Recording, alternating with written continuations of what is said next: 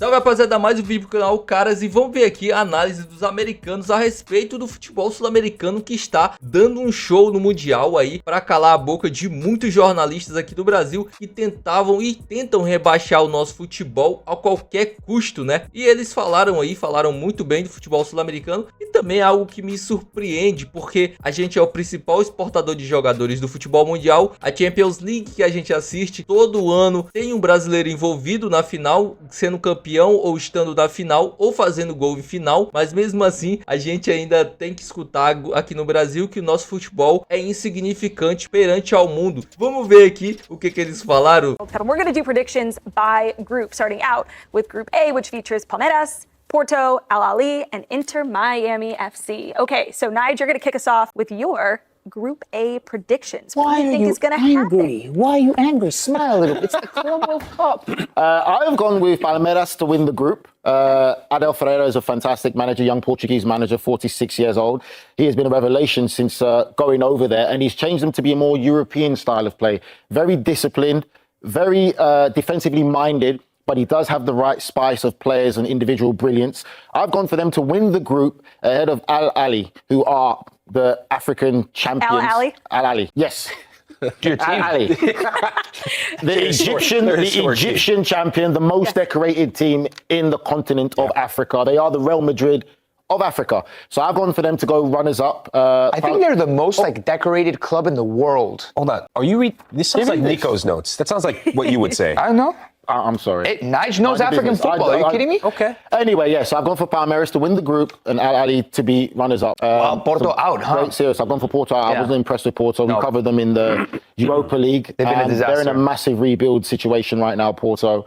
I think, and you look at the Club World Cup in general, Nico noted this as well. South American teams take this competition very serious. They're the ones who are going to really want to be into it, and Palmeiras will be taking this competition very serious. And Brazilian teams have made 3 out of the last 5 finals. So you have Miami finishing third then? Is that how you see it? I just had to pick the winner and the runners up. I would.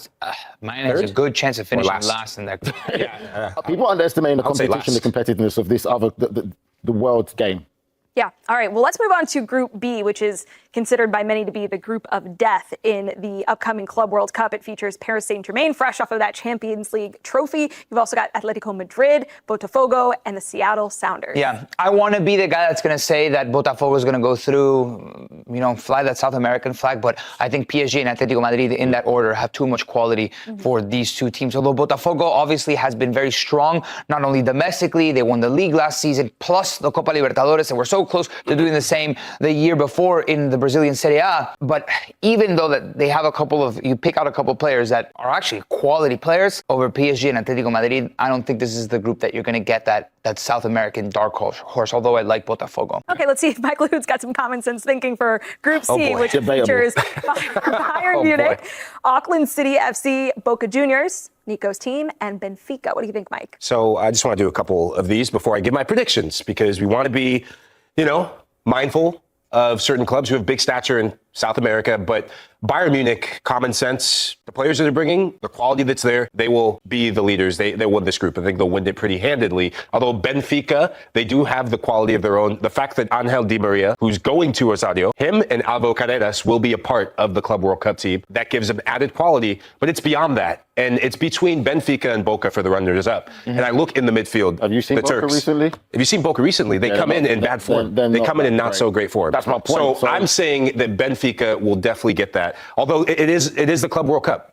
The Benfica will get second place. Boca have no chance. Even Nico's here. You disagreed with him before he even made his point. He's absolutely, and then you guys ended up agreeing because Boca, if you've seen any Boca game, I don't know what Boca plays. They have a new coach. They're going to be debuting a new coach in that game against Benfica. No bueno.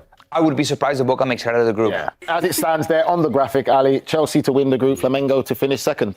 That's it from. I don't think there's really any too much competition in there. I think what people have to understand as well with this Club World Cup, the revamp, and it's new for us, the prize money plays a big part. Especially in European clubs and especially for clubs in England are taking it very seriously because of the PSR and the financial restrictions. So I know it's a competition Chelsea are taking it seriously. All the English teams have tried to do new signings in order to be participating in this Club World Cup. Flamengo, a Brazilian powerhouse, two of the greatest players to come from there I can think to mind is Zico and the great striker of Romario. For people who don't know them, fantastic club, produce a lot of talent, and they'll be taking it very seriously too. I do wonder how the protests between MLS and the Players Association are going to affect the teams going into this, because there hasn't been a resolution yet, has there? Or at least one that we're aware of. We need to get Tom Boger back on and see. But yeah, that's going to be an interesting storyline to watch. All right, Group E, Nico, what are your predictions? Yeah, this is the one where I do say the South American is going to go through, although there's only one European in the mix. So Inter is going to go through, and River is going to go through. The battles between them and Monterrey, I'm going to be very honest, I don't know too much about the team based out of Saitama, Japan, in Urawa Reds, other that they've won the AFC Champions League 3 times, but they haven't really been that strong domestically. So I don't know what type of quality they're bringing, but I think it's safe to assume, or at least my hunch tells me that River is better than them, and the battle is between them and Monterrey. You know who's managing Monterrey after the fallout with Martin de Michelis? Dome Turren, the former New York City FC coach that also had a stint in Mexico afterwards. He's got a couple of guys that have had time in Europe, like Tecatito, this guy from Sevilla, the Argentine, I forget his name, Sergio Canales, Fluminense, Borussia Dortmund, Lucas Ocampos. Yeah, Lucas Ocampos. The show couldn't Okay. sorry. He's only won that Liverpool. information. He's only won a couple Europa League titles. And then Mamelodi Sundowns FC. What do you think? Well, may not come as a shock, but Dortmund are going to win. I think Dortmund are going to win handedly in this group. The fact that they add Joe Bellingham, when Sergio Guirassy is on any football pitch, you automatically get Não é o Jude Bellingham, é o Joe Bellingham, a cara. chance to win. And talking to people in the club, they are taking this, like you said with the English clubs, they're taking this very, very seriously. They were taking it seriously before the prize money came out. And this is the full reboot, which happened under Niko Kovac. They're going to extend that into the Club World Cup. The little wrinkle I'm going to throw in is Fluminense is not the same Flu that beat Boca in the Copa Libertadores. Yeah, 2 years ago. 2 years ago. Yeah, right? they haven't humanity. They just hired Renato Gaúcho, who has experience in South American football and international football. He took Gremio to a Copa Libertadores final. Yeah. They got Jefferson Soteldo, I believe, right? Yeah.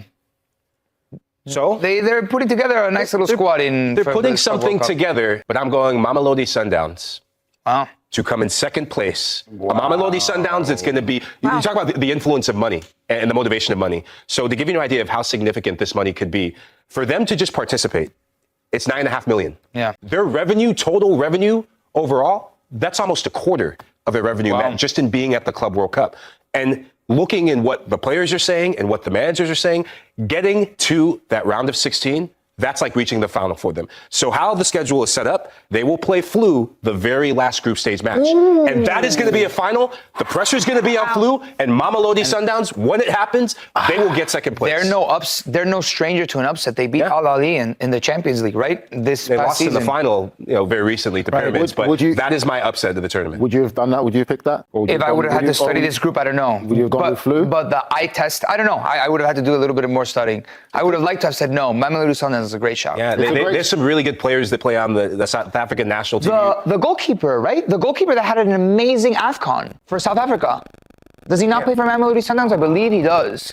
We've got Group G, Manchester City, Wydad AC, Al Ain, and Betis. No, this is Manchester City and Juve are going to go through, although Al Ain, they do deserve some credit as recent Champions League winners. I mean, and they had the Moroccan goal scorer. Where else? I forgot his name. He was sensational. He scored in every single game leading up to the final. It was Hernan Crespos, Al Ain, but he's not there anymore. And Wydad, you know that their fans always bring the heat. They're awesome, but I don't think they're going to be strong enough to beat Manchester City or Juve. All right, Nigel. Bring us home. Group H, Real Madrid, Al Hilal, CF Pachuca, and FC Salzburg. Good group, but I'm going to go with Real Madrid and Pachuca for me. I think Pachuca will be the ones that do it. Great team, 7-time Liga MX champions, and they're going to be very well up for it. Liga MX. Esse resto aí não importa, né? Esse Real Madrid, Juventus, pouco importa. O que importa é os clubes brasileiros, o Flamengo ali. Mas é muito bom ver outras pessoas de fora, né? Até do continente falando, porque só a gente ouviu os nossos jornalistas, parece que os times brasileiros são, sei lá, mano, os piores times do planeta Terra. Porque você vê os jornalistas falando dos brasileiros no Mundial, parece que a gente vai lá pra tomar surra de todo mundo, entendeu? E que a gente vai só lá pra passear. Mas enfim, deixa nos comentários o que você acha, se você concorda ou não. Se você curtiu o vídeo, não se esquece, se inscreve no canal, deixa o like. Até o próximo vídeo.